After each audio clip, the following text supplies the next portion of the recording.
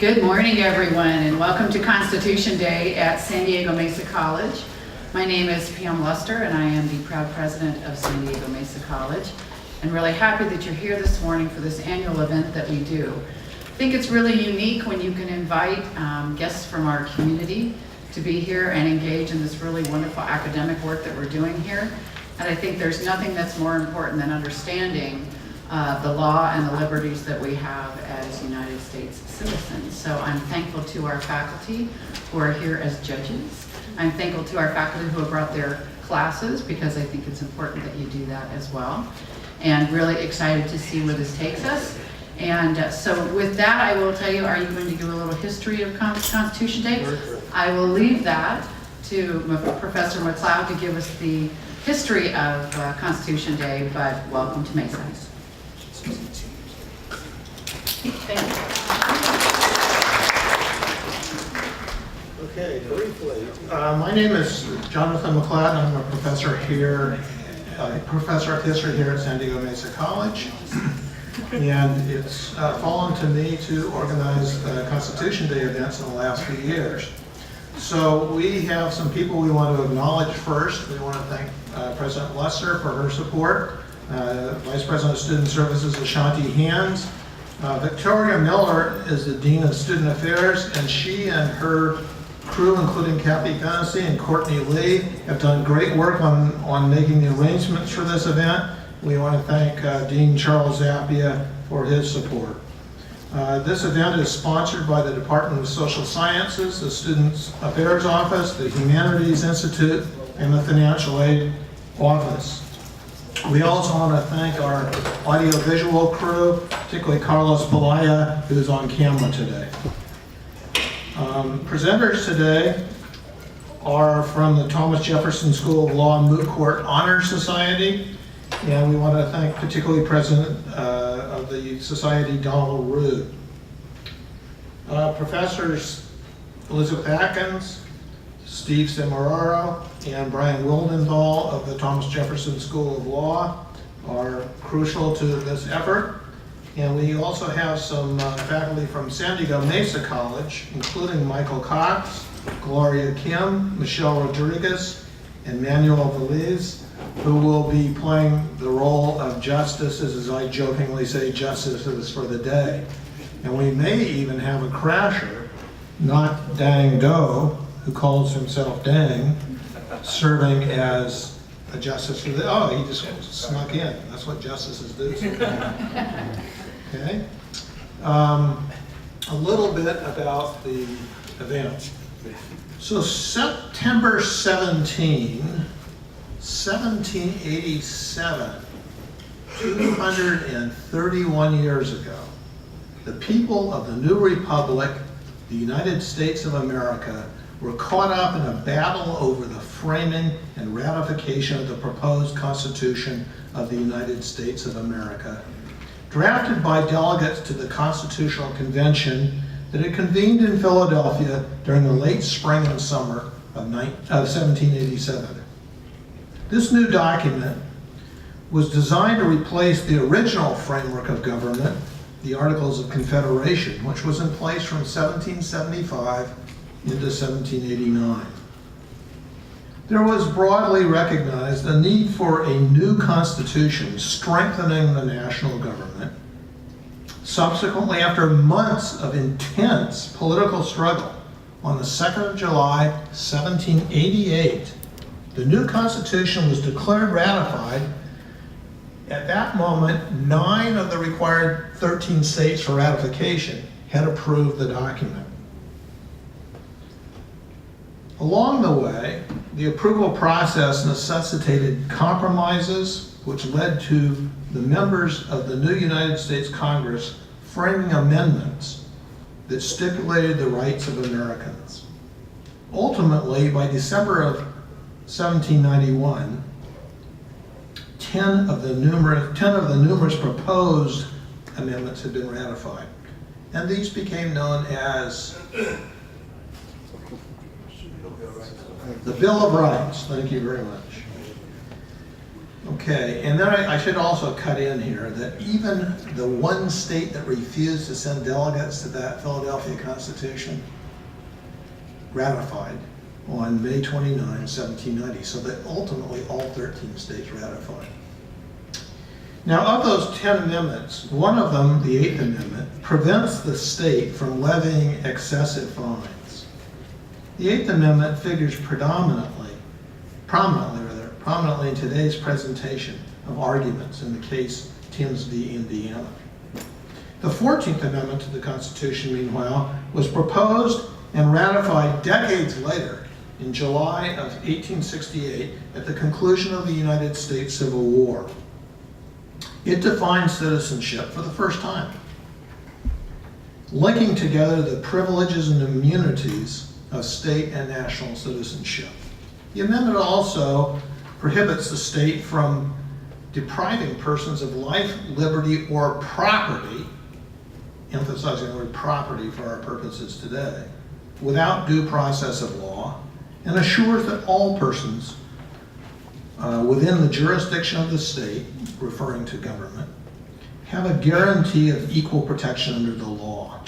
Now, whether these limitations on the federal government's powers relative to citizens are binding on individual states, the issue of incorporation, specifically with respect to the 8th Amendment's forfeiture of ban on excessive forfeiture of property, is a subject of the Timbs v. Indiana case now confronting the Supreme Court.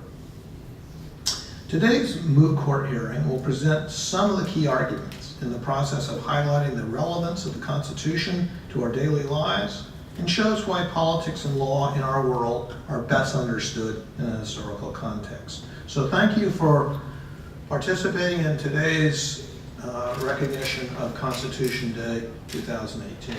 And at this point, I'm going to turn over the floor to Professor Steve Samara, who will make some comments about the case in general and introduce a few other people.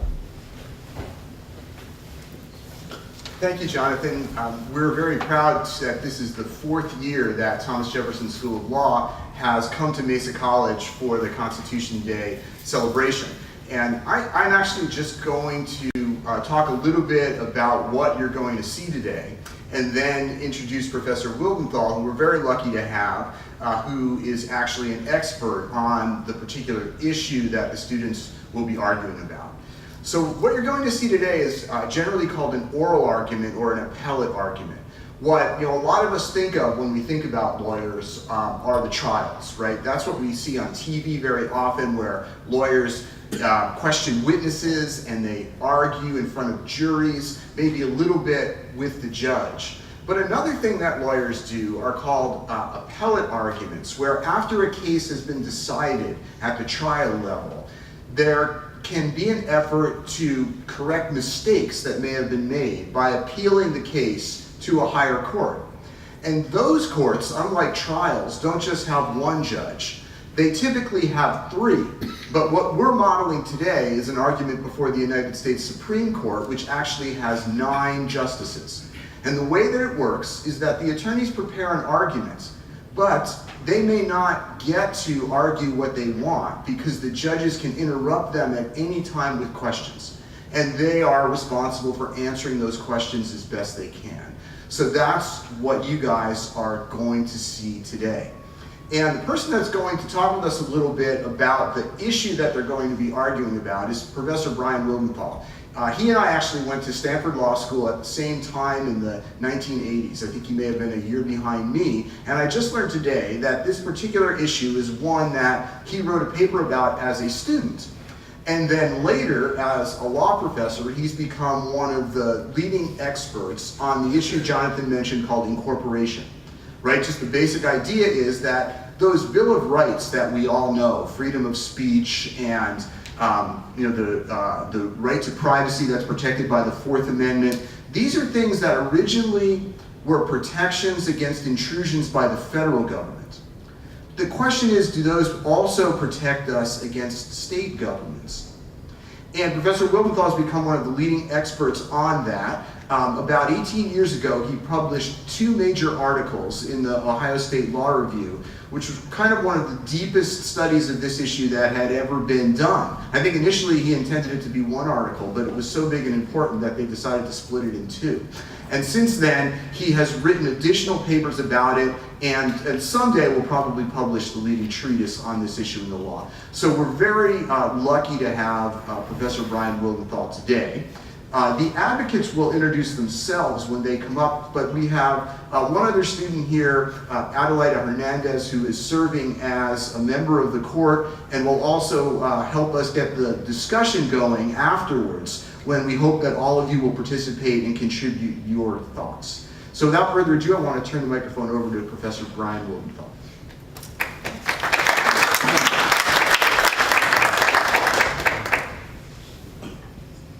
It's a great honor to be here, and I wanted to express my thanks to everyone here at Mesa College for hosting us, and it is great to be here on behalf of Thomas Jefferson Law School and my colleagues, Professor Samara, Professor Atkins, and it's great to meet Professor McLeod and Rodriguez, and there were other people I haven't met yet.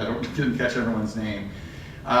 So I did get interested as a law student in this idea, which is the central issue and dispute in this case that you're going to hear the argument on from some of our students in our Moot Court Honor Society, and that is whether this particular guarantee in the 8th Amendment of the Constitution that says excessive fines should not be imposed, does that apply to the states as well as the federal government? And many people, I think, when they hear about this issue, they're a little bit puzzled by that, because you look in your pamphlet, the little pocket constitution there, you see the Bill of Rights. Professor McLeod gave a great summary of how soon after the founding of the United States and the ratification of the Constitution, there was a sense that we needed to have more protection for individual civil rights and civil liberties. In fact, it was kind of part of the bargain. Many people were reluctant to ratify the Constitution without this promise that there would be a follow-up, a follow-through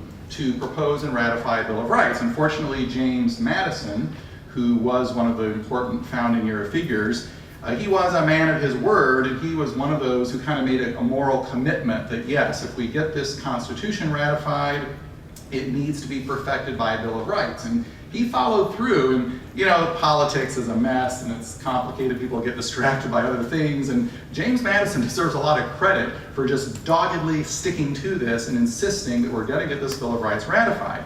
So it was ratified, there were 10 amendments as it was originally ratified, but what I think many Americans don't appreciate today is that all of those rights in the Bill of Rights, the right to jury trial, freedom of speech, freedom of religion, all of those were originally protected only against the power of the federal government.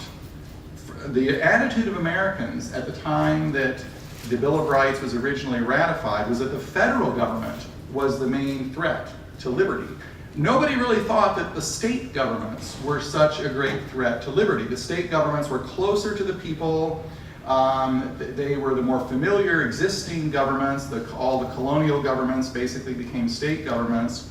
No one really thought that we needed to have a federal constitutional provision to protect individuals against the state and local governments. It was the federal government, this new unfamiliar behemoth that was created by the Constitution. That was the one that was more of a threat. What's interesting though is Madison, and Madison was an interesting person, rather far-sighted. Although there were 10 amendments ratified as part of the Bill of Rights, Madison actually had a couple of other proposals that he wanted to get on there. And in his one of the original packages that Madison presented for the Bill of Rights actually included 14 articles. So all of the 10 amendments in the Bill of Rights were also referred to as articles 1 through 10.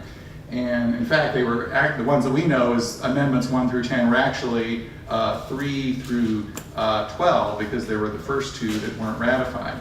But one of the provisions in the original package as Madison presented it, ironically, was called Article 14. Pure coincidence, totally coincidental that turned out to be the same number as the 14th Amendment after the Civil War. But according to Article 14, it said that the states would also be prohibited from infringing certain very important liberties of the people. And he singled out, I believe it was freedom of speech, freedom of religion, and the right to jury trial.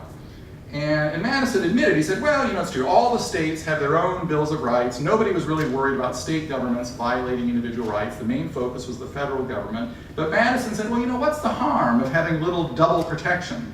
Anyway, it didn't go anywhere at the time, so he was farsighted, but they didn't ratify that one, didn't even make it out of Congress. And so Article 14 back in 1789 was basically, just didn't go anywhere. As Professor McLeod mentioned, it was only 60 years later, after the Civil War, that Americans finally came to believe that state governments were as much as, maybe in some ways more, of a threat to individual liberties. Now, why was that? Well, obviously, before the Civil War, slavery was the great issue that divided the United States. And so the enslavement of millions of Americans of African descent was the trigger for the Civil War, and obviously a horrendous violation of human rights. In addition to the obvious, atrocity of slavery, many white Americans focused on the fact that because of the slave system, there were collateral effects on the freedom of even white Americans who were recognized as free at that time in terms of their freedom of speech and freedom of religion. And so any Americans who wanted to protest and oppose slavery and advocate abolitionism found that the slave states were imposing severe restrictions on their freedom of speech, even the freedom of ministers of the gospel to preach the religion as they saw it, which often included opposing slavery. That much of the early abolitionist movement was heavily religious in character. And so slavery not only was a fundamental deprivation of property rights and liberty for the slaves, it had a lot of negative collateral effects that kind of undermine freedoms of everyone in society, kind of confirming President Lincoln's insight during the Civil War that no nation could really persist half slave and half free for very long. It's not just the immediate direct victims of slavery who suffer, but it has a corrupting influence and just promotes a tyrannical and repressive government in general.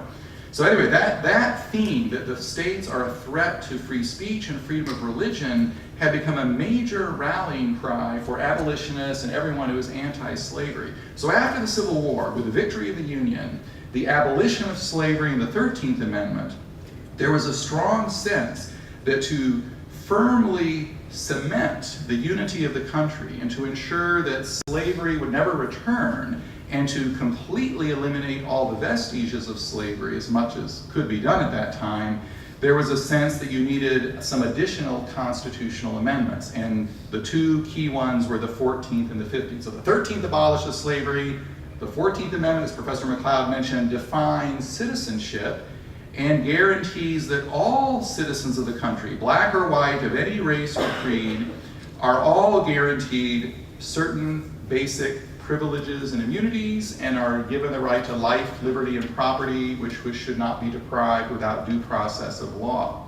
Now, the fascinating issue that then arose, that language in the 14th Amendment is very broad and very vague. So again, if you read your pocket constitution, it speaks in very broad terms. It doesn't explicitly refer to the Bill of Rights. But one obvious intention behind this, as I just sketched out from the history, was the idea that now that slavery is abolished, now that the country is reunified, no government, neither the federal government, nor the state governments, nor the local governments, should ever violate these fundamental rights. And so one way of interpreting the 14th Amendment was that it was designed and intended to incorporate, basically, essentially to fold into and incorporate and enforce the Bill of Rights against the states as well as against the federal government. And you might think, fine, well, nice happy ending to the story, we have the 14th Amendment, now these liberties in the Bill of Rights have become nationalized. Well, it didn't quite work out that easily. There was a reaction to the Civil War, as you may know if you've read the history of that period. Despite a brief flowering of liberty.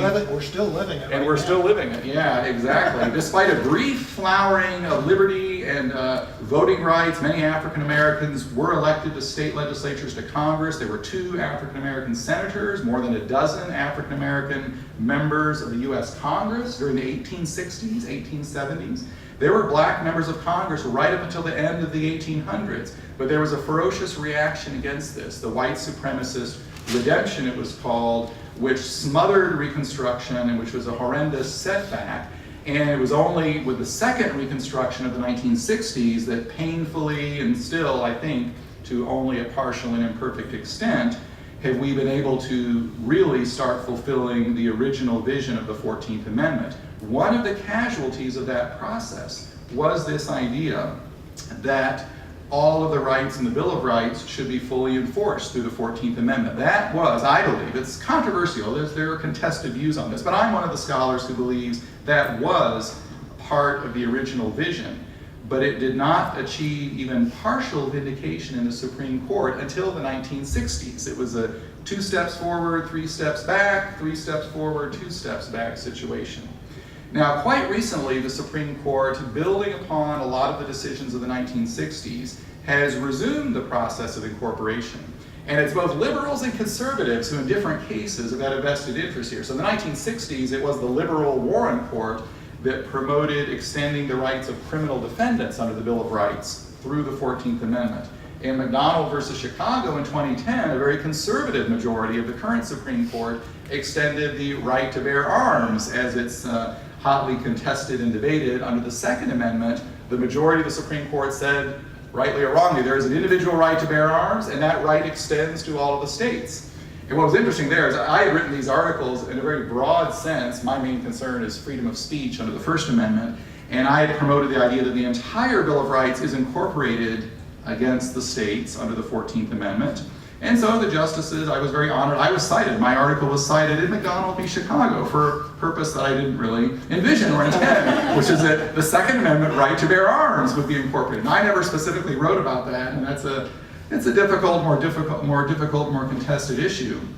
But boy, when my family, even my mother, my mother-in-law, my husband, everyone I knew, they're like, why is your article being cited in this right-wing pro-gun rights decision? Well, the Bill of Rights is the Bill of Rights. Whatever those rights mean, there is a strong argument that they are all incorporated and applicable to the states. So the specific issue we'll hear about today is under the 8th Amendment, as you've heard mentioned. And there are actually 3 different rights that are specified in the 8th Amendment. And this is in the original Bill of Rights. It says, excessive bail shall not be required. And the issue of imposing bail on accused criminal defendants has been a hot one lately. And recently there have been reform movements to eliminate money bail because a lot of people without financial means end up getting locked up for long periods of time. But the 8th Amendment at least says it should not be excessive, nor shall excessive fines be imposed, nor cruel and unusual punishments inflicted. Now, the bail requirement and the cruel and unusual punishment guarantee, those have been pretty clearly incorporated against the states.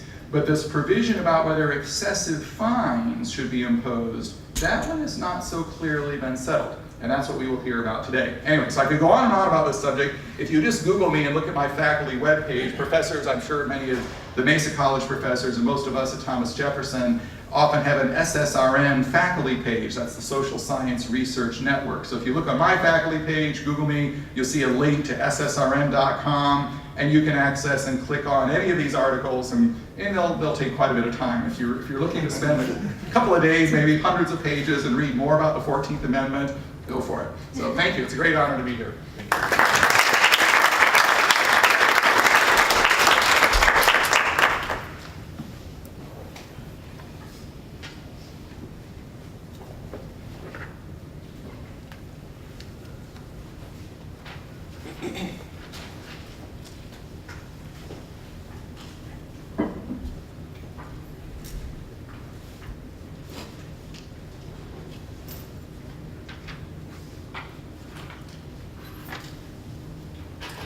Good morning, Chief Justice, Your Honors, and may it please the Court. My name is Jesus Jimenez, and I represent Tyson Timbs, the petitioner on this matter. With the Court's permission, I would like to request 5 minutes for rebuttal. Thank you, Your Honor. In my time before you, I will address the 8th Amendment issue. Tyson Timbs is already paying his debt to society. The state of Indiana successfully presented a case against him, obtained a criminal conviction and a fair sentence based on the gravity of his offenses. However, the state of Indiana was not satisfied with this outcome. The state is now pursuing Mr. Timbs' personal property, a Land Rover that he bought with the proceeds of his late father's life insurance policy. Through the state's civil forfeiture process, Indiana is overreaching justice, imposing an excessive fine and abusing this legal mechanism with ramifications that affect more than his personal property. With this in mind, and for the following two reasons, this court must reverse the ruling of the Supreme Court of Indiana. First, the excessive fines clause, a pillar of the Bill of Rights deeply rooted in American history and tradition, is the only civil protection citizens have against the government, thus enforceable to the states through the 14th Amendment.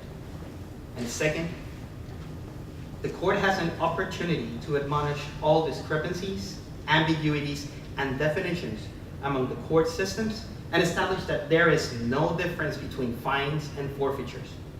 Both serve the same key purpose, punishment.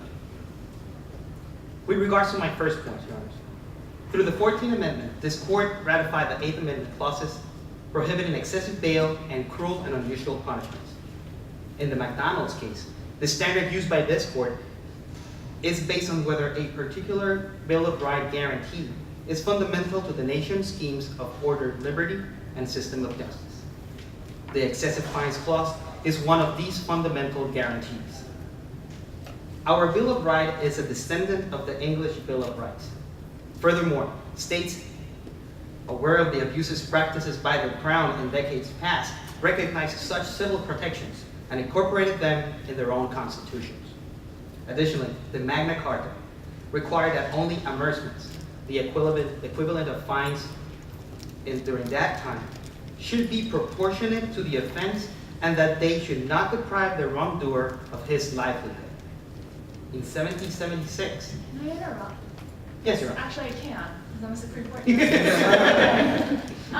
Can you tell me more about Timbs? What was he charged for? What was his criminal conviction? What is he claiming is excessive fines? Yes, Your Honor. Tyson Timbs, he was charged with drug trafficking. Of what? Heroin. He had two counts of heroin charged against him. He pleaded guilty. For that time, he is serving 3 years probation, and he was fined $12,000 for those charges. He is fined $12,000? Sorry, $1,200. $1,200. He was fined $1,200. So he is contesting a $1,200 fine? No, at this point, Your Honor, he's contesting that the state of Indiana is attempting to forfeit his Land Rover. State of Indiana has the authority to forfeit property through an owned state statute.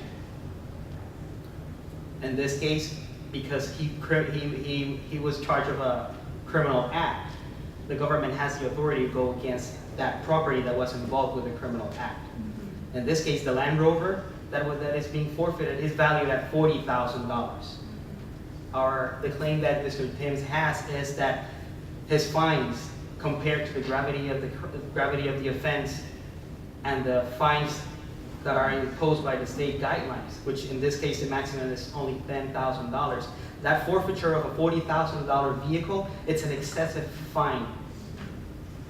So counsel, that's one problem with your argument right there, isn't it? You're arguing that the forfeiture of this vehicle is a fine. So before you can really even get into whether it's an excessive fine, you've got to persuade us, is that really a fine? Because the state, like you say, they fined him $1,200, and then they forfeited his vehicle because he used that property in the commission of the offense. Why is a forfeiture a fine? Aren't those two different animals? Yes and no, Your Honor. Maybe 100 years ago, let's go with the basic ones. A fine, what is a fine? A fine, it's the way of government of taking money from the persons in order to punish. A forfeiture is the taking of a property, either real estate or personal property. That would have been a different system 100 years ago. But nowadays, a piece of property can be considered the taking and the forfeiture of the forfeiture of a piece of property nowadays could be considered a fine. And I'm explaining myself. Like in this case, Mr. Timbs, he purchased the vehicle with legal proceeds. The purchase money from the vehicle was not attached to any illegal activity. However, because the state was only able to prove 2 instances of illegal drug purchase sales. Wait, so he used his Land Rover to purchase and sell heroin? Yes, but Only 2 instances? only 2 instances. The only 2 instances that were brought to the court instances, because those 2 purchases instances were controlled substances by law enforcement. So the charge of trafficking heroin, if we're going to evaluate how the excessive fines should be implemented, is how proportionate it is when compared to the gravity of the offenses. He only had 2 charges under controlled by substances with merely grams of narcotics, and when compared to the fine that was imposed by the court system, which was only $1,200, the maximum fine set by the state legislature, which is $10,000, that the proportionality between the $1,200 of fine being imposed, the $10,000 max fine, and now the state pursuing a $40,000 vehicle just by the mere fact that it was involved with a criminal activity, it's completely disproportionate. Can you please explain to me, how do you see the court precedent on this? I mean, this is a selective incorporation case, so has there been a decision, or how do you see the decisions in terms of whether at the federal level, this has already been considered, civil asset forfeitures have been considered a fine? I mean, are we skipping a step here? I mean, tell me about the court precedent when it comes to civil asset forfeiture and the fines in the Eighth Amendment when it comes to the federal government. Yes, Your Honor, and definitely will do. Like, for example, in my second point, that there are no discrepancies between the fine and forfeiture because both serve the same purpose, being punishment. This court in Alexander recognized that there was no distinction between a fine and a forfeiture, stating that excessive fines clause limits the power to extract payments, whether in cash or in kind, as punishment for some offense.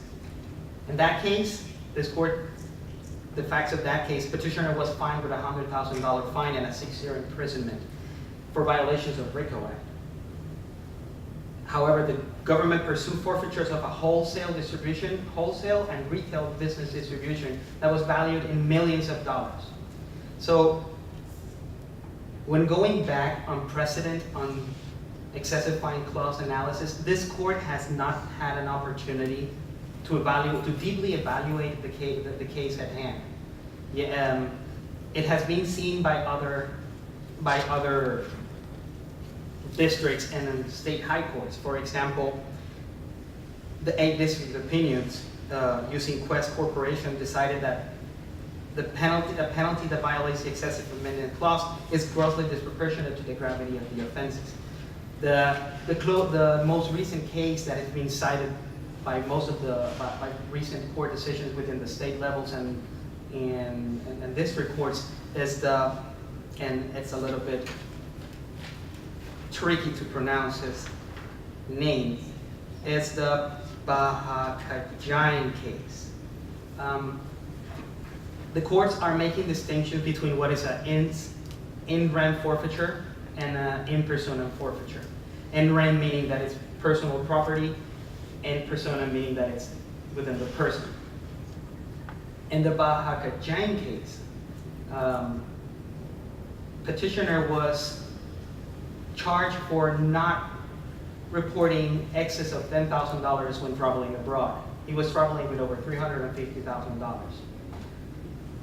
Yes, he committed an offense. He was charged for that offense. And after the trial and after all the legal proceedings went through, the government went after the $350,000 that he was pursuing. In that case, this court decided that because of the gravity of the offense and the proportionality against the fine, the property, in this case cash, was involved, was out of touch, was completely disproportionality.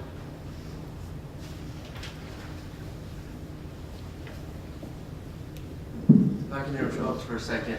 So Yes. in all these different cases, can you tell me what was the standard to determine something is disproportionate? So in this case, $1,200 fine, $42,000 car, is 4 times.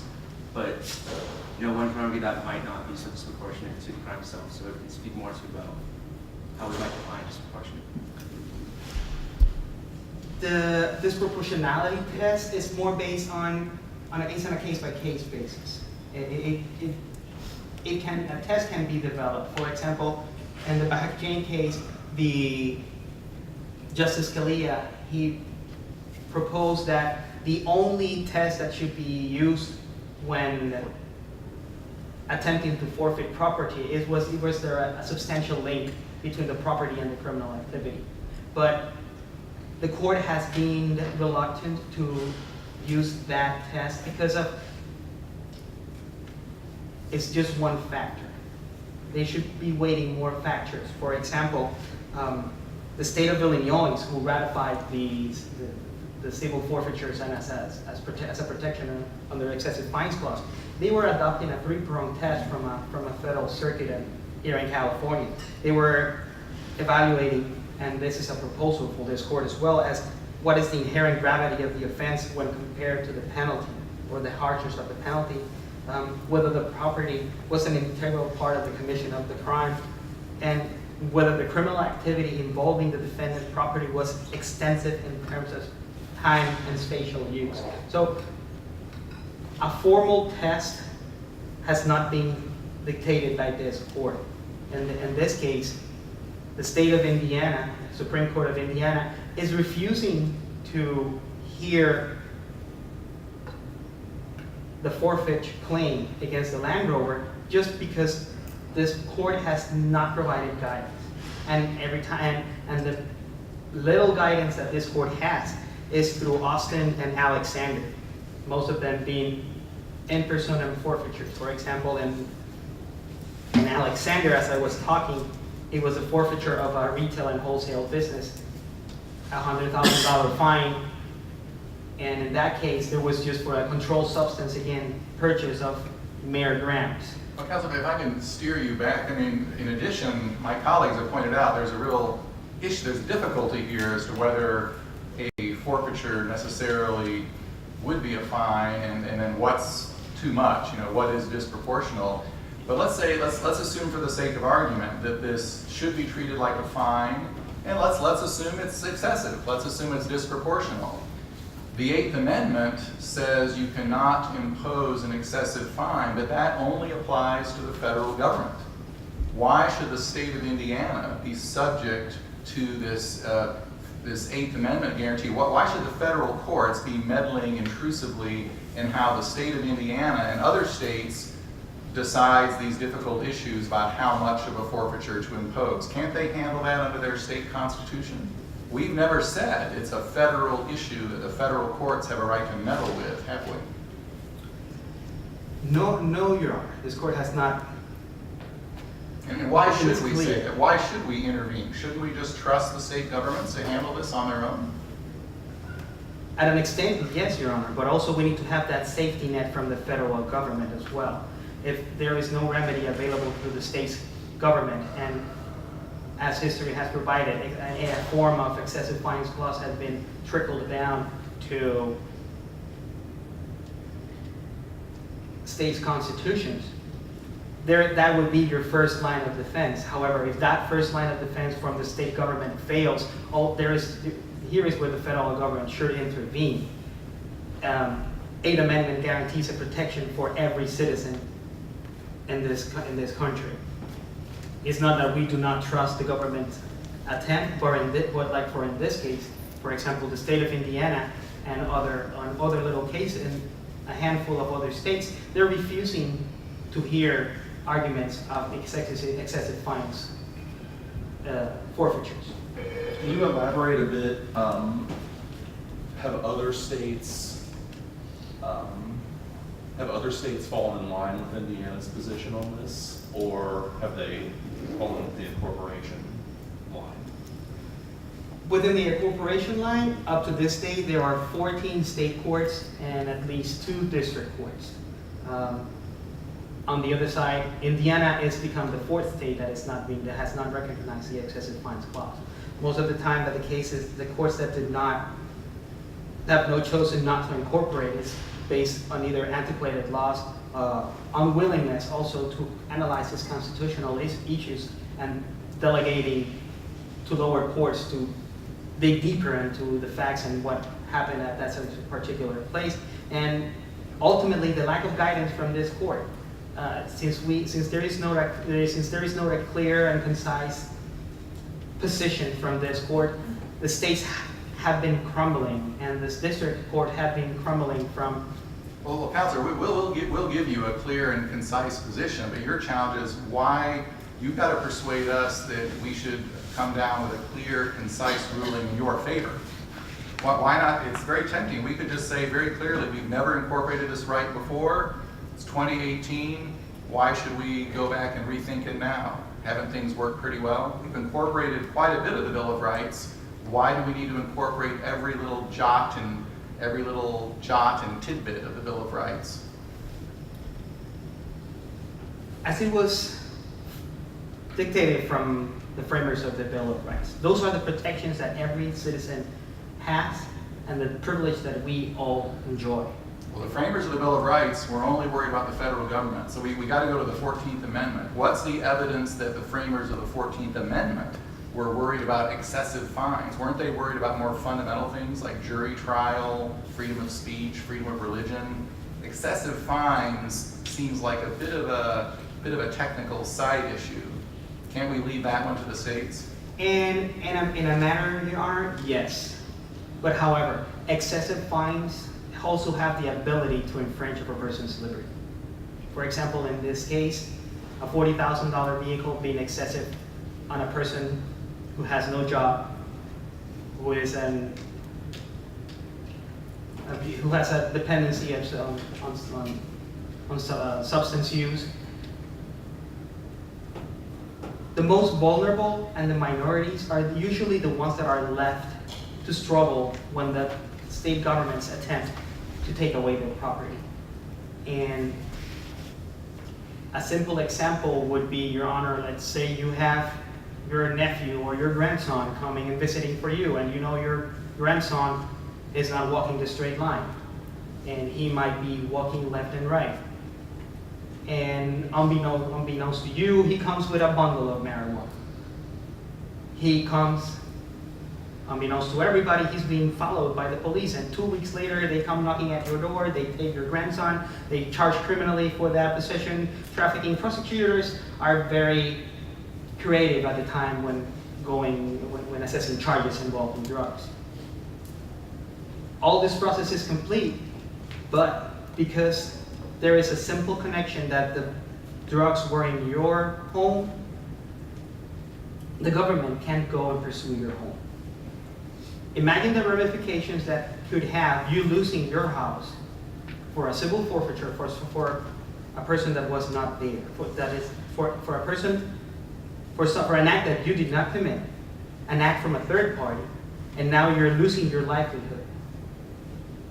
And if we go back in history, after the ramification of the 14th Amendment, there was the black codes. The southern states became creative and developed these black codes where newly freed slaves, they would be charged up to $1,000 for harmless fines. And when I say harmless fines, would be that they were ministering an interracial marriage. So what I hear you saying, Counselor, is that you're saying this excessive fine guarantee implicates equal justice under law. Implicates equal, even-handed justice. That if we don't protect against excessive fines, that could undermine fair and equal treatment of everyone in criminal court. Is that what you're saying? Yes, Your Honor. The overreach that the states have with civil forfeiture process, at this moment, it's a mechanism that is unchecked, meaning that there are no statutes that covers the limits, that there are no government directive that put a limit on what they can reach.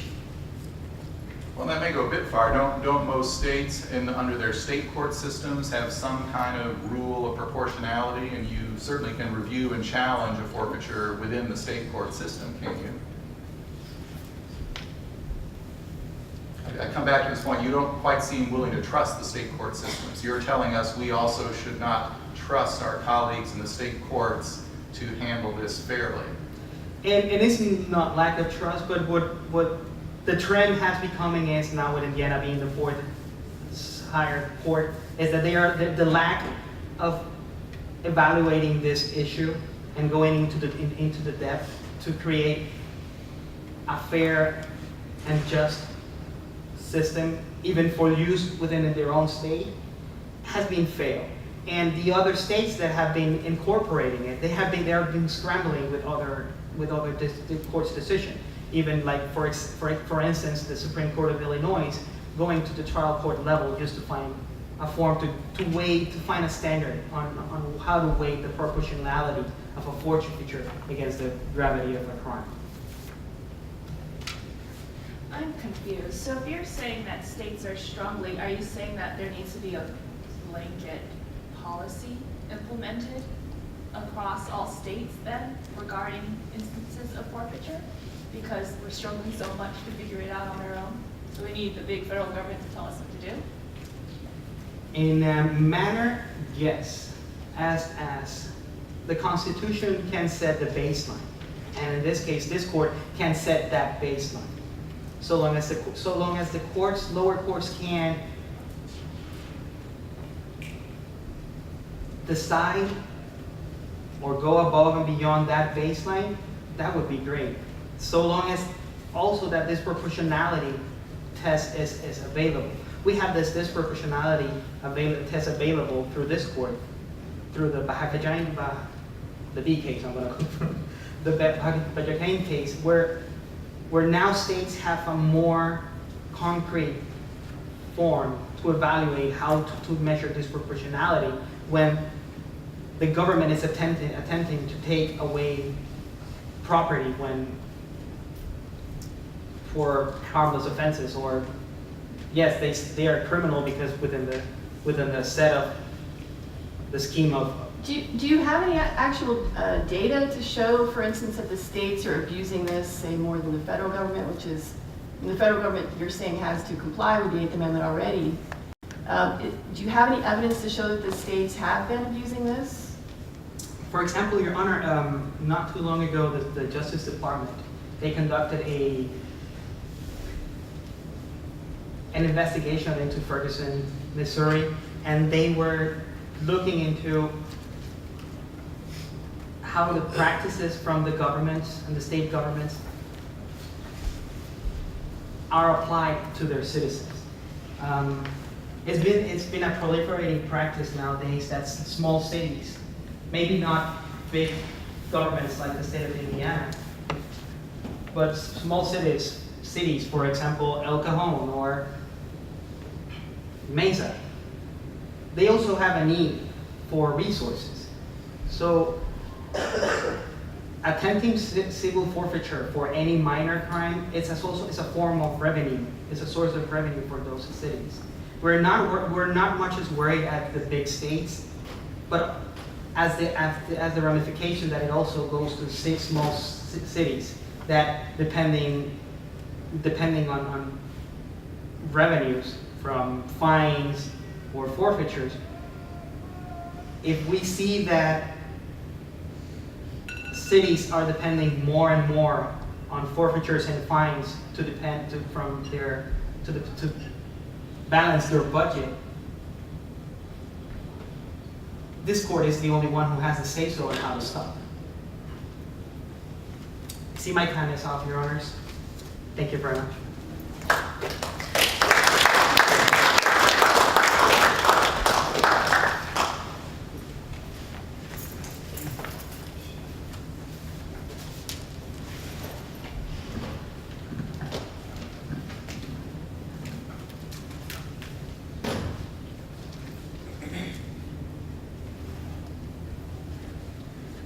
Your Honors. May it please the Court, my name is Don Rood. I will be representing the respondent in this matter, the state of Indiana. Your Honors, the question before the Court is whether the 8th Amendment excessive fines clause is incorporated to the states via the 14th Amendment. And it is not, for the following 3 reasons.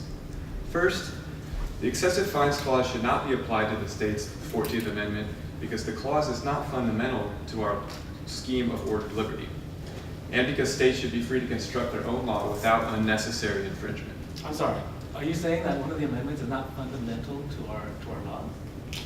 Well, Your Honor, the trend has been that those rights that are fundamental, as in they are necessary to ordered liberty, have been mainly those that protect one's liberty itself. And the right to not being excessively fined is not one's liberty?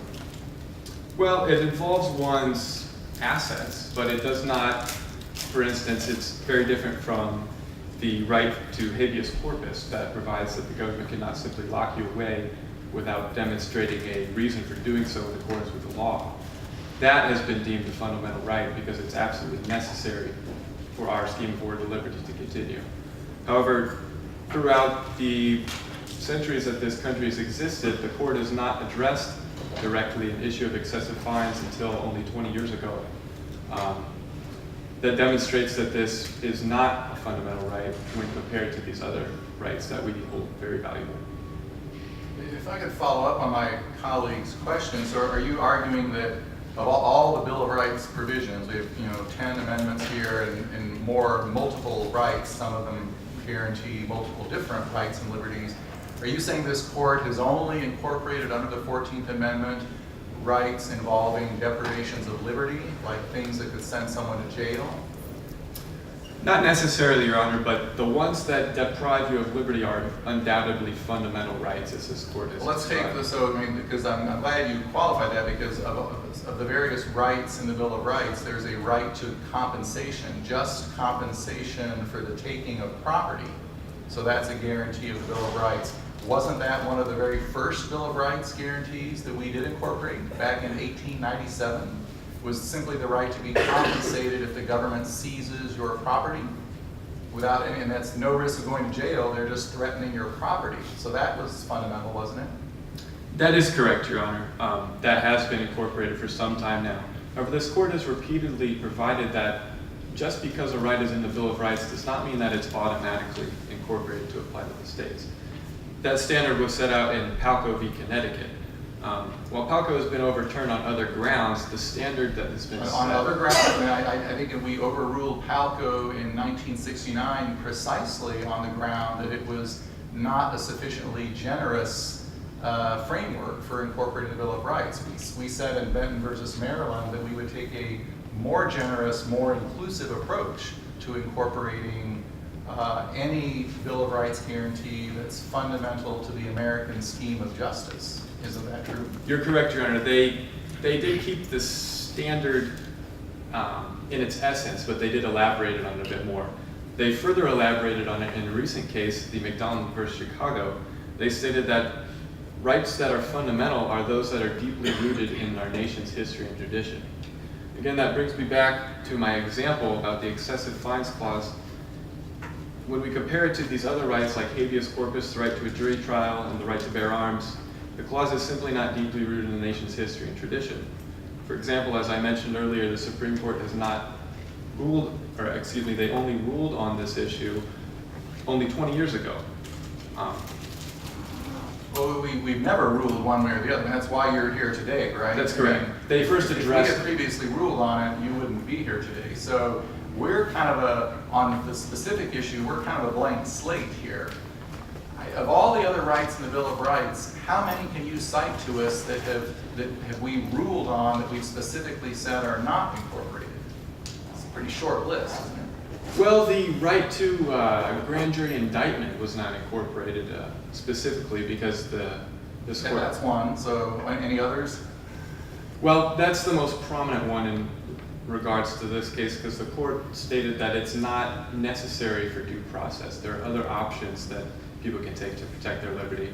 A grand jury indictment is not fundamental.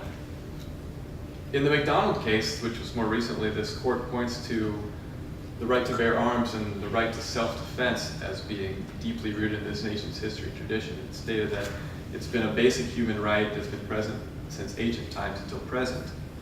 Another example of a fundamental right, in Duncan v. Louisiana, this court stated that the right to a jury trial is fundamental due to the framers giving great value to that right as they objected to the King of England's practice of making judges who were dependent on his will alone.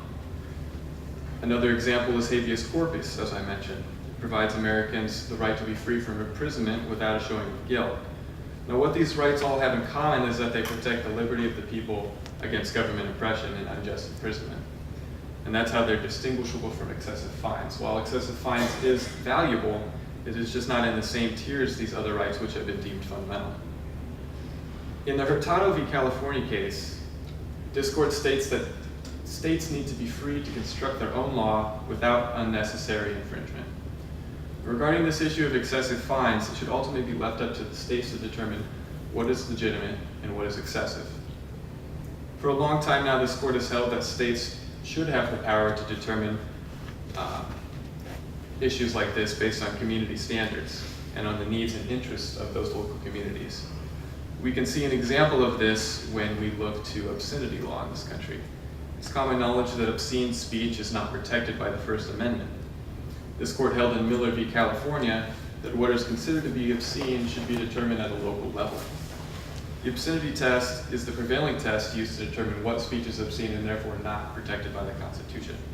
The test gives the states the power to determine what is obscene by applying contemporary community standards. It also allows them to define what sexual conduct is based on the definitions from their own laws. As a result of this Miller opinion, what is considered obscene in one state may be protected in another state. And this flexibility given to the states through Miller was very wise because this court has recognized in our vast nation there are many varying outlooks and belief systems. And as a result, local communities are able to determine what speech should be protected and what speech should be considered obscene based on their own interests. And applying that same logic when it comes to posing fines against lawbreakers, local communities should be able to determine the amount of the fine based on their own interests. But don't we see in some of the statements and approaches from local law enforcement, for instance, that there's a sense in which if they don't get a share of the revenue, they don't have any reason to impose civil asset forfeiture. So there's a sense in which this is not about community standards about what's appropriate for punishment or a retribution, but how do we get the money we need? And this is an easy way to do it. I mean, how do you respond to those kinds of claims?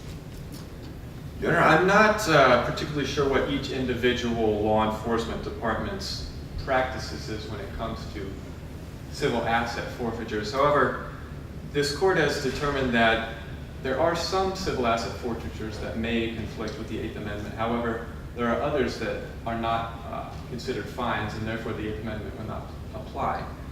And that brings me to my second point regarding this case at bar. The forfeiture of Mr. Timbs' vehicle was not a fine, rather it was a civil in rem forfeiture.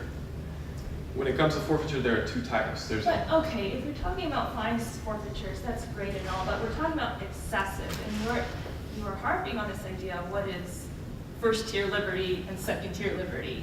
And excessive fines are, maybe it's second tier, it's not as glamorous, it's not something that attracts, but we're talking about imposing on an individual's ability to survive in a community. His car was taken from him. He's not really able to go, it's difficult for him to maintain a job. He has to commute a long distance. It's an impact on his ability to become a contributing member of society. How is that not an imposition of one's liberty? Well, Your Honor, when it comes to forfeitures of assets, this court has held in the United States v. Usury that civil in rem forfeitures serve a remedial purpose and that they act as a deterrent effect. They deter people from allowing their property to become implicated in criminal activity. Was all of Mr. Timbs' property attempted to be confiscated? Were his clothes, was his cell phone, was anything else that he was in possession of while he was conducting these illegal acts? Has anything else other than the car attempted to be confiscated? No, Your Honor. So then how do you explain that then? Why just the car? Why is the car? Well, the facts provided in the record don't show any substantial connections between his other property. However, they do He was show... wearing clothes at the time that he was caught. Well, Would you argue that the clothes should have been forfeited? not necessarily. There There is is the a... drugs in his clothes too, right? Well, his car was used extensively in his activities. Why? Or his clothes, right? I mean, again, so I guess the question for you is, what decision-making process occurred, and what's the practical reason why simply the car was chosen? Well, in fact, Your Honor, Tim's vehicle was used over a period of 4 months in which he traveled back and forth from Richmond, Indiana to Marion, Indiana, transporting heroin. He purchased the car with something around 1,200 miles on it, and after that 4-month period of his drug trafficking activities, when the car was seized, it had over 17,000 miles on it. Tim stated that he would make these trips back and forth to Richmond in his Range Rover several times a week, and he said, quote, that he put a lot of miles on the vehicle when he was doing so. So that displays the substantial connection between the property here and the But he also crime. pled guilty, and then he also paid the fine, which had been stipulated by the state of Indiana. So he has, in that way, fulfilled his civic obligation. Yes, so why take the car? Well, the state of Indiana has a statute for the seizures of property and the seizures of vehicles and other property. The statute provides that all vehicles, if they are used or intended for use to transport or in any manner to facilitate the transportation of a controlled substance, then that vehicle is subject to seizure by the state. Now here we know that heroin is a controlled substance, and Timbs was transporting heroin throughout the state for a substantial period of time, solely using his vehicle. So how often does the state utilize that provision? Is this routinely applied to all drug cases, or is it a case-by-case basis? It would be on a case-by-case basis, Your Honor, just depending on the connection between the crime and the property that was used to facilitate the crime. If it's substantial enough that the state feels that they need to forfeit that vehicle in order to deter further criminal activity and to remedy some of the costs that they've incurred in combating similar criminal activity, then they will do so. So they took the car to stop criminal activity? To deter it, Your Honor. If you are having a law that states that if you allow your property to be used to further criminal activity, then people are going to be more responsible with their property and not allow their property to be used for those purposes. Well, that sounds an awful lot like a concession that the reason behind this forfeiture is to respond to criminal activity. Mr. Timbs was charged with a crime. The state is worried about future ongoing criminal activity, so they want to hit him with a forfeiture that's going to hurt, that's going to deter that kind of behavior. So why shouldn't that be subject to the same rules that govern any criminal punishment, whether it's a jail term, a fine?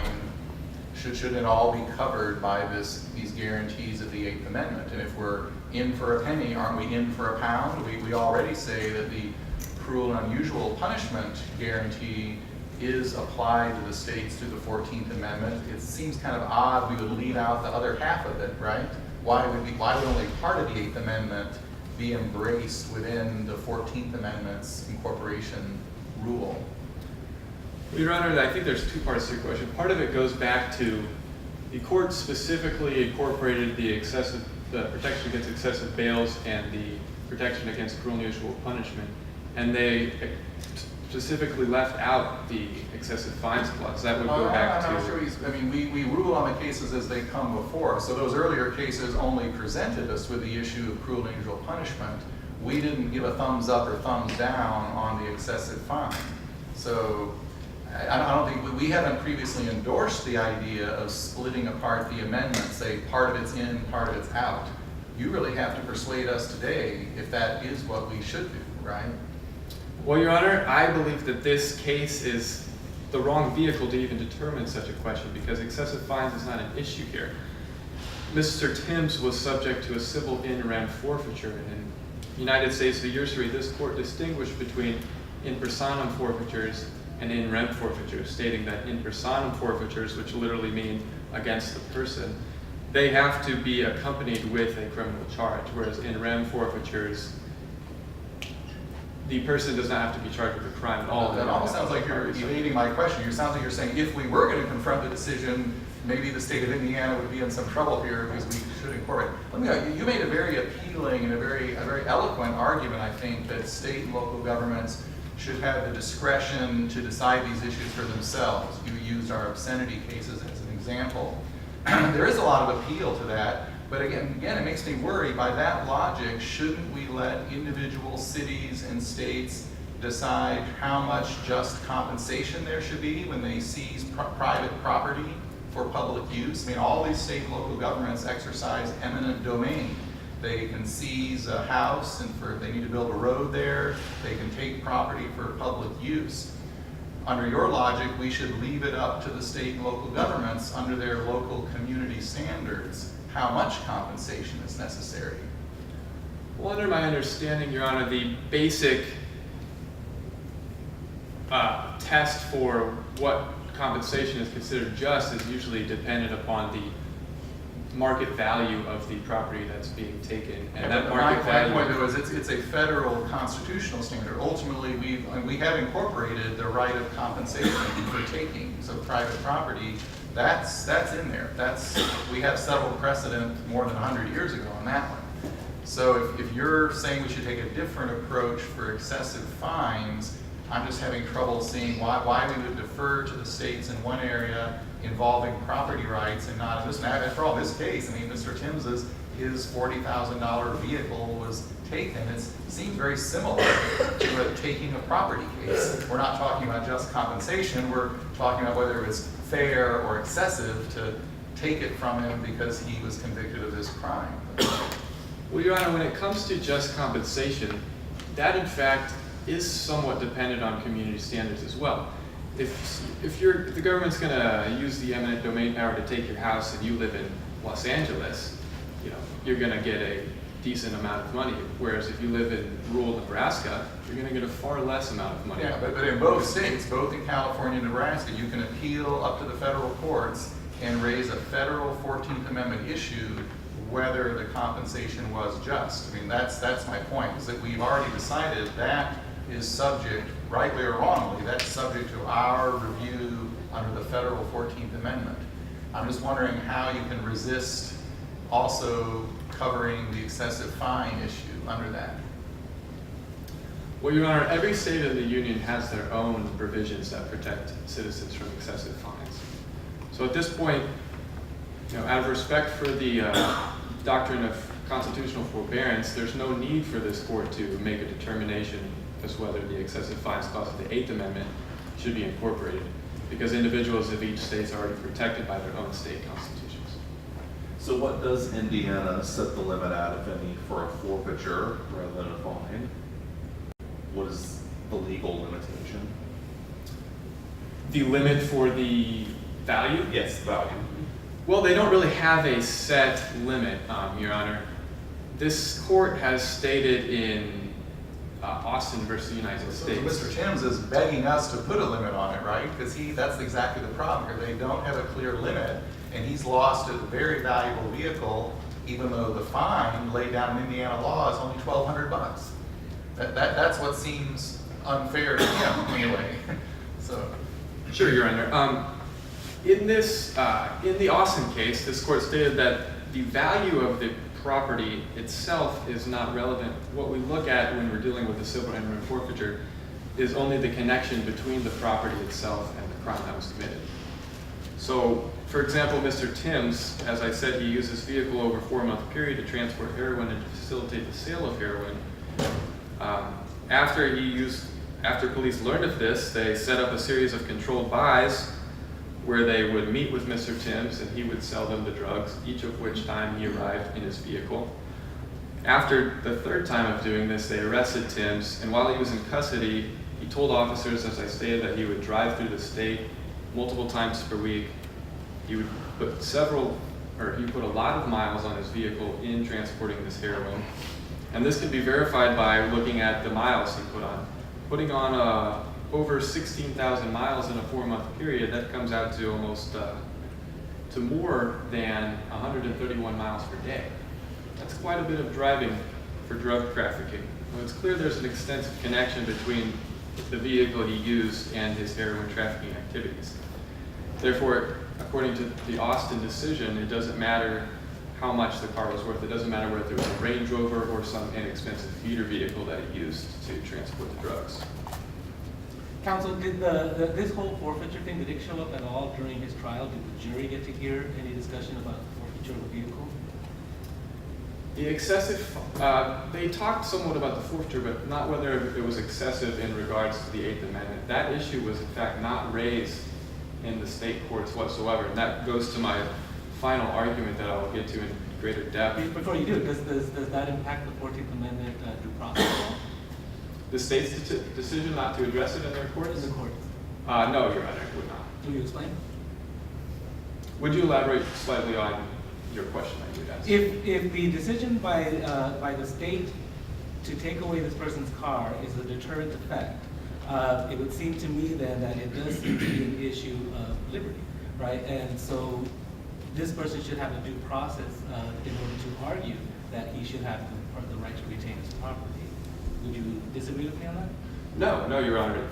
The proceedings need to be fair and appellate review should be available. And Mr. Timbs, he experienced a fair proceeding and he did have the appellate review available at that time. So the forfeiture as receivable would not conflict with due process. I'm a little unclear. Did Mr. Timbs himself or his lawyer fail to raise this issue in the state court system? Did the state court refuse to consider the issue, or did he fail to raise it? The issue of excessive fines? Yes. The issue did not come about until the case made it to the Indiana Supreme Court. And it was not argued on behalf of Timbs. It was merely mentioned, and the court they just declined to consider it because they lacked any guidance from the federal court. So they just kind of stepped back and said, it is what it is. We're not going to declare that this was excessive because the Supreme Court has given us no guidance as to that decision. Perhaps we shouldn't have granted review in this case. Maybe, perhaps you do have an argument that this is not the best vehicle then for us to look at this big historical issue. That's correct, Your Honor. This case is a flawed vehicle to determine the question of incorporating the Eighth Amendment's excessive fines clause, because it is in fact not an issue here. As I was talking about the civil in rem forfeitures, this court has distinguished between in personam and in rem.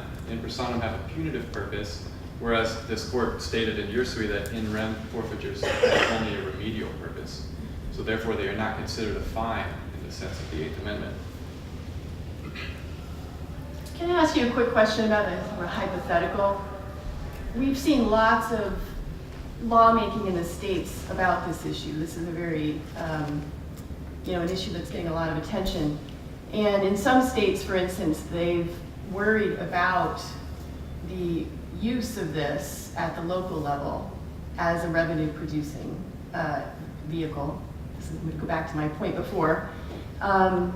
And so some of the states, for instance, a couple of states have passed state laws saying that any revenue that comes from civil asset forfeitures cannot go to law enforcement side of government. And if one could show that when those kinds of laws go into place, that civil asset forfeitures drop, would that suggest, do you think that that would suggest then that this is more an issue of takings rather than an issue of fines? Your Honor, again, I'm not entirely familiar with the individual cities' law enforcement practices, but I would not be opposed to states making their own rules stating that the revenue from civil forfeitures cannot be used for law enforcement. That would seem to put a safeguard against overreach of law enforcement officers. But again, in regards to in rem forfeitures, they don't have a punitive purpose, as this court provided in the Ursuri case. But they do have a remedial purpose, like you said. Correct. And so if law enforcement thought that, well, there's no reason to do this anymore, I mean, they have law enforcement wants to prevent these things from happening in the future. Right, that's what remediation has to do with, right? Yes. And so if law enforcement thought that there was kind of no point in it if they weren't going to get any revenue, that would suggest that there is no remedial purpose to these in rem forfeitures. Well, the state of Indiana is not likely to create the policy that revenue from the forfeitures cannot go back to replenish the efforts by law enforcement officers. Drug trafficking in the state of Indiana is a very serious issue in light of the opioid crisis that's affecting the entire Midwest. For example, the state has spent, over the past 15 years, $43.3 billion total directly as a result of combating the misuse of opioids within its borders. And they've seen a 500% increase of overdoses of their citizens as a result of their citizens using these drugs. So the state has a very substantial interest in remediating this problem by deterring further drug trafficking in the state, as well as to remedy some of the costs that have been incurred in fighting that. Is there data that shows that the forfeiture that it brings down crime? Well, as I stated in this court in Usury stated that forfeitures of property used to facilitate crime, the opioid trade.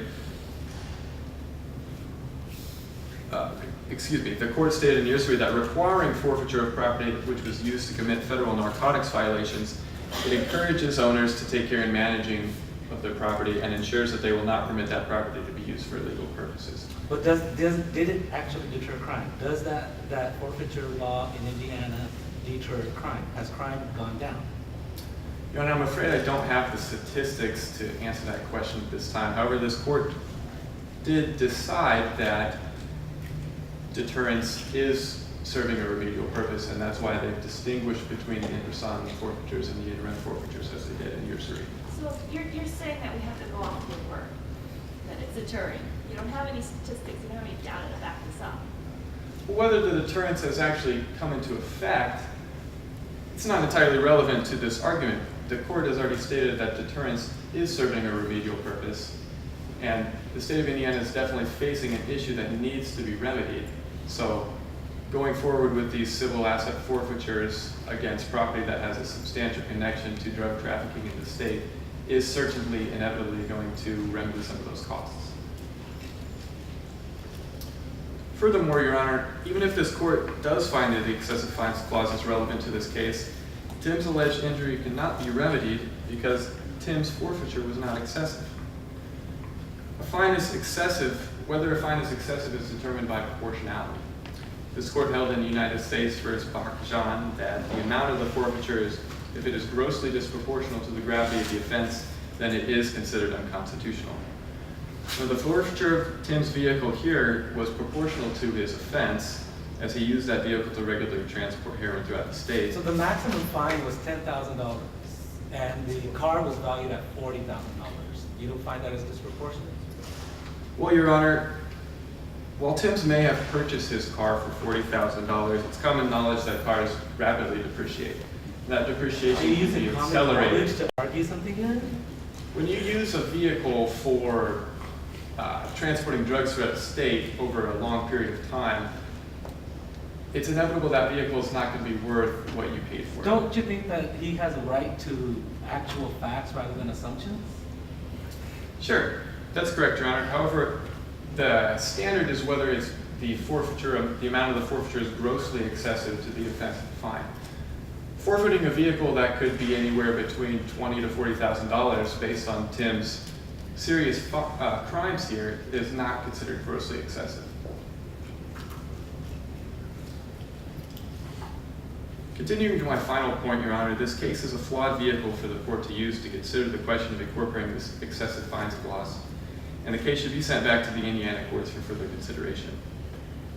Every state in the Union has a clause in their respective constitutions that protects the people from excessive fines. In respect to the doctrine of constitutional forbearance, this court should avoid making an unnecessary decision on whether excessive fines clause of the Eighth Amendment applies to the states. Now, this doctrine dates back to the opinions of Chief Justice Marshall in the early 1800s and acknowledges the importance of the separation of powers. It urges this court to use self-restraint and not decide constitutional issues which are not necessary at the time. Moreover, this case is a flawed vehicle because the question of incorporation in the Eighth Amendment is not the only thing in play here. There are many questions the court would have to consider. For example, they would have to consider whether in rem forfeitures can constitute as fines, as well as whether Mr. Timbs' forfeiture would even be considered excessive at all. Therefore, it's in light of all these questions of fact, the court should remand this matter to be decided by the Indiana courts based in a jury trial based on Indiana law. In conclusion, Your Honor, for the reasons I've stated, we respectfully request this court uphold the ruling of the lower court. Thank you.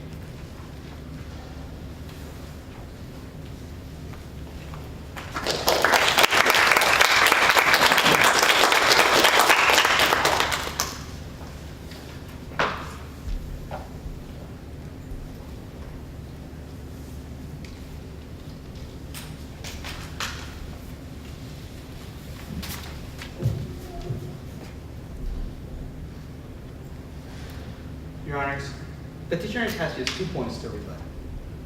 First, the claim that the substantial connection is critical to the fines is a weak one.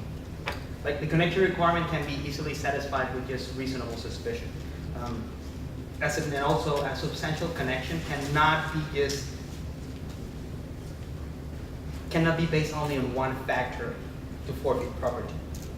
Courts have been struggling to establish a fair set of factors to determine proportionality, and clear guidance from this court is essential to settle the excessive fines clause issue.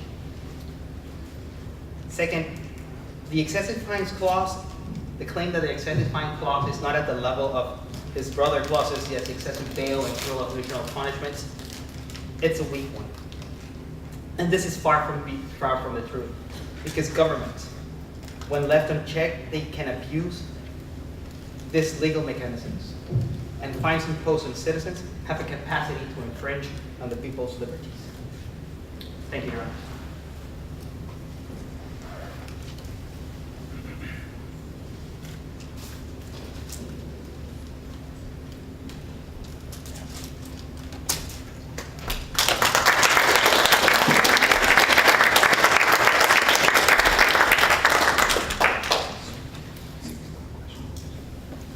Only the lawyers never get from the actual Supreme Court applause.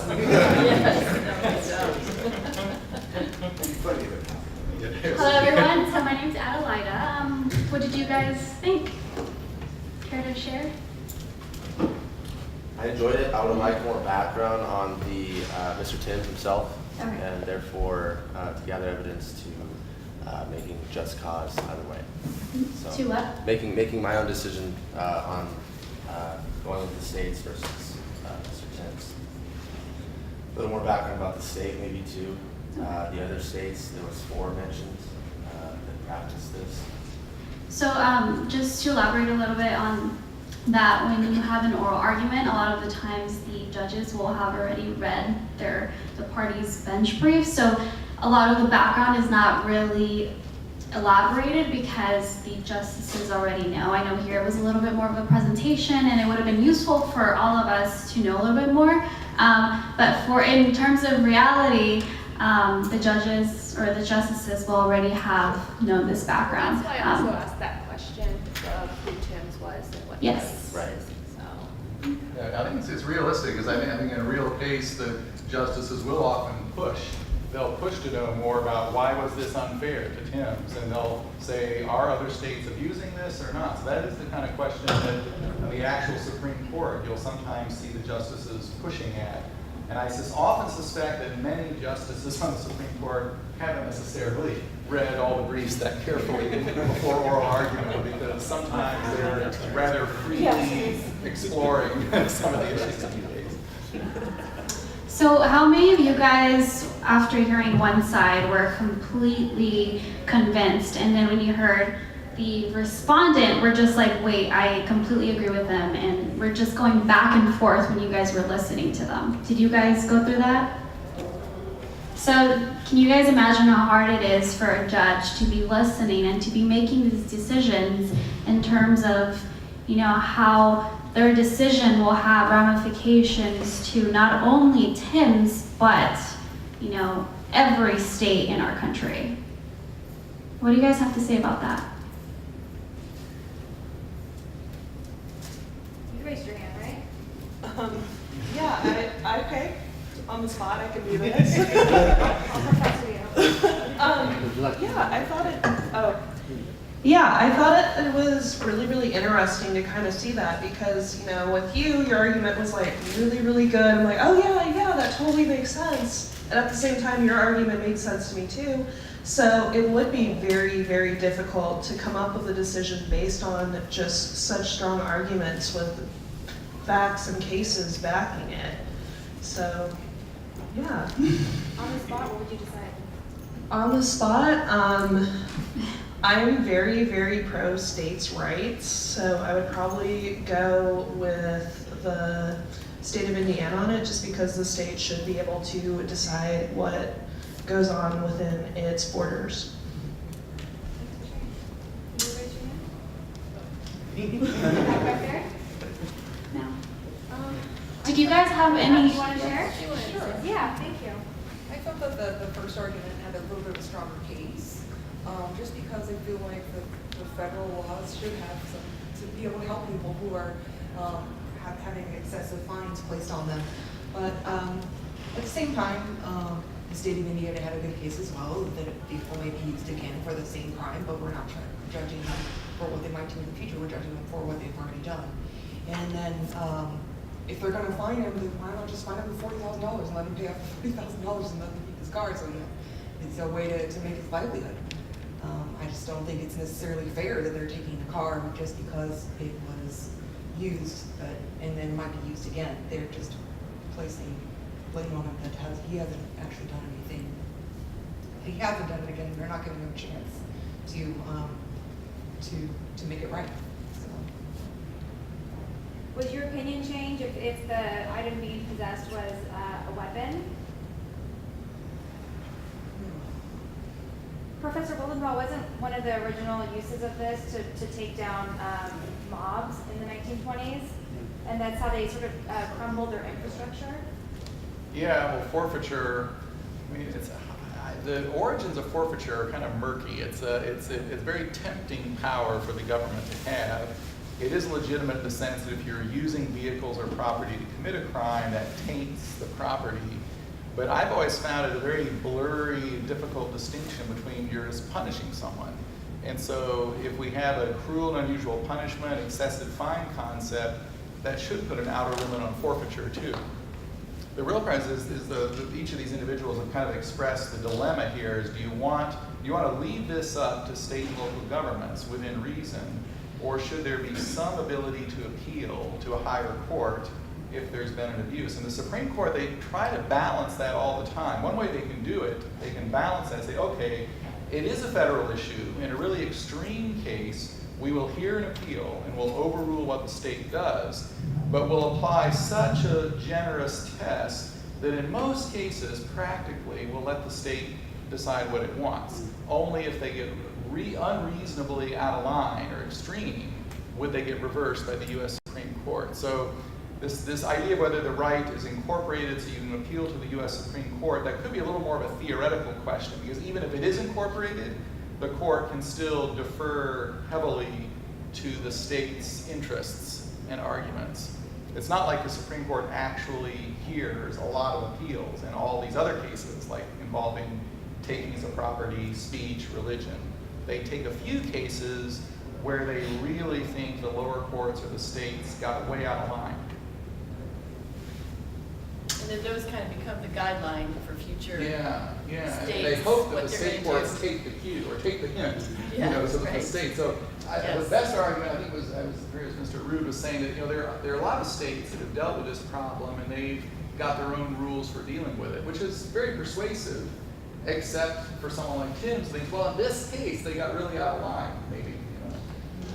And then if there's a pattern of local governments taking property from people to raise revenue, then a lot of other aspects get thrown out of balance. Yeah, there's the conflict of interest Yes. problem. They get a vested interest in raking in as much of this forfeited property as they can. So you want judges who theoretically are neutral and their salary doesn't depend on whether the property is forfeited.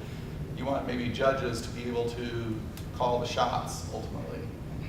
I admit I am kind of biased in favor of the idea of federal judicial review as a safety net, as an ultimate catch.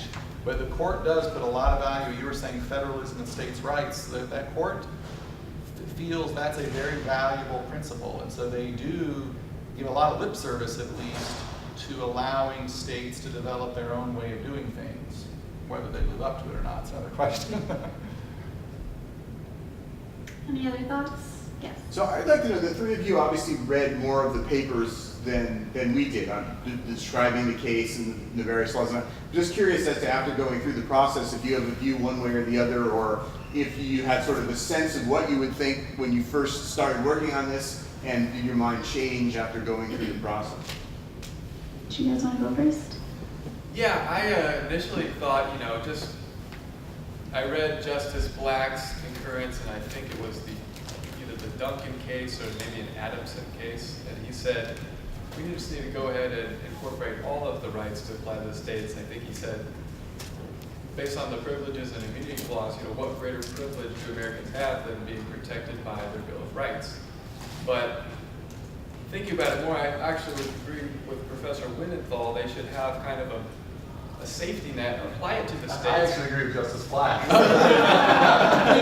Well, what you just said, I like the idea that, allow the states to continue to make their own determinations, but when something is obviously extreme or grossly excessive, then the person should have the right to be able to petition to get federal judicial review on that issue. Well, that is, I think the Justice Black's position was kind of like there should just be an ultimate safety net that you do have the protection of the U.S. Supreme Court.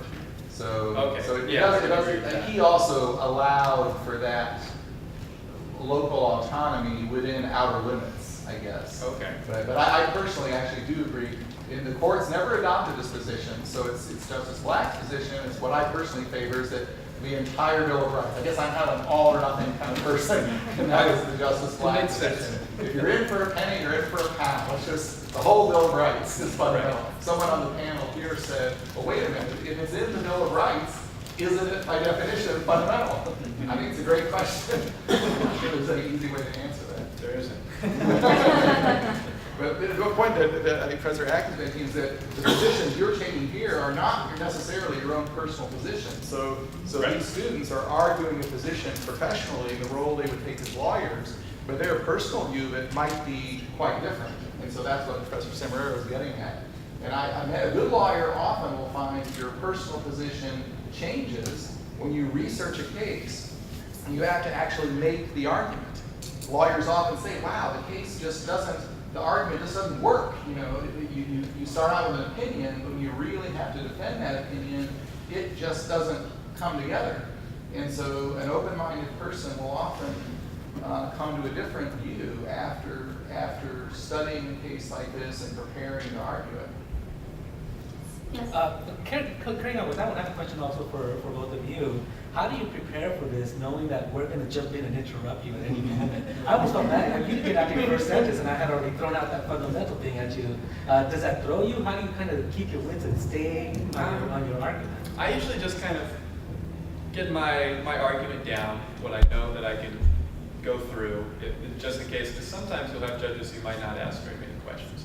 Or sometimes, well, I've never seen it, but not many questions, but you just have to just keep practicing through it, and in points that you think, a little shaky, you can anticipate, okay, I'm probably going to question here, how might I respond to that? And that's basically how I went about preparing the cases. And my Pretty similar. Similar here, like I'm putting a simple, big picture outline, get as much knowledge as possible about facts, law, what is going on. Since we already know that it's going to be a back and forth situation, sticking to a script, it's impossible.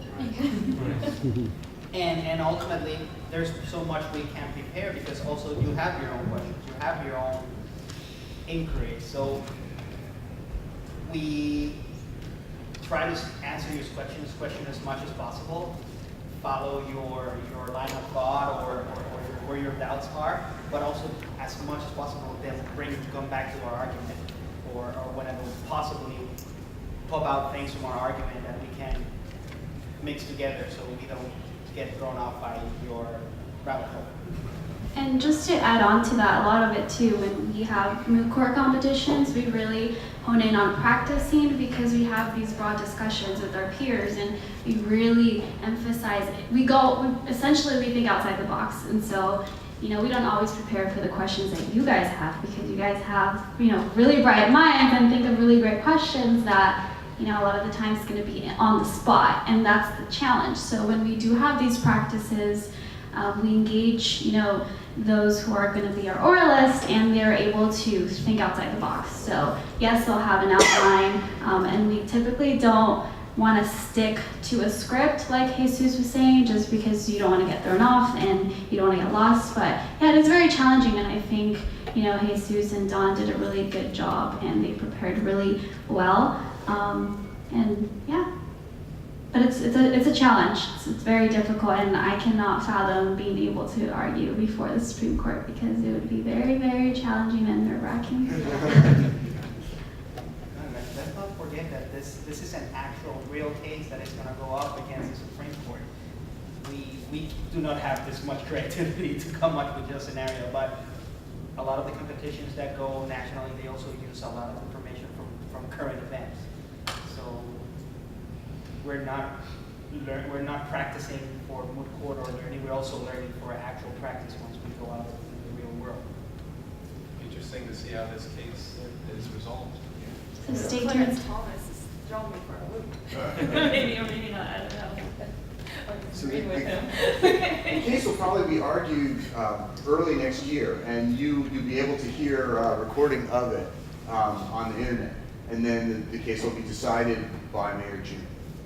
And a little tip for you guys, these arguments are available online if you guys go to Oyez, I believe it's oyez.com, O-Y-E-Z, and you can go and search any case that has been decided, like Roe v. Wade, for instance, and listen to these oral arguments, and you'd see how different the dynamic is. And it's really calm, but it can get pretty heated too. And you see how all the justices try to get their questions answered, and it's very interesting. So whenever you guys can, just go and search a case that you want, even a recent case or an older case, and just listen to it while you're working out or something. It's really interesting. So, any other questions? No? Steve, did you want to make a brief comment about Thomas Jefferson? Oh, sure. We've lost a lot of our audience because of the time, but we still have some. Yeah, it was a class, right? Just that if any of you think that you might be interested in law school somewhere down the road, Thomas Jefferson is a law school that's been in San Diego for over 40 years, and our campus is downtown, and we are happy to host you. If you'd like to come and sit in on some law school classes, talk to some professors, talk to some students who are there now, if it's something you think you might be interested in down the road, please feel free to reach out to any of us. Again, my name is Steve Samara.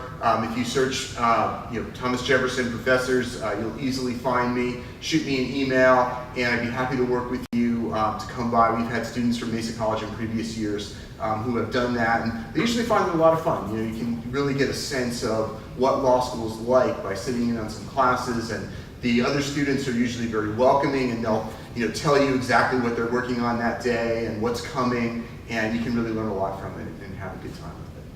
So thanks again for having us. Yes, well, thank you for joining. Appreciate you joining us for Constitution Day. Again, on your way out, there are voter registration forms if you're eligible to vote but have yet to register. There also are copies of, pocket-sized copies of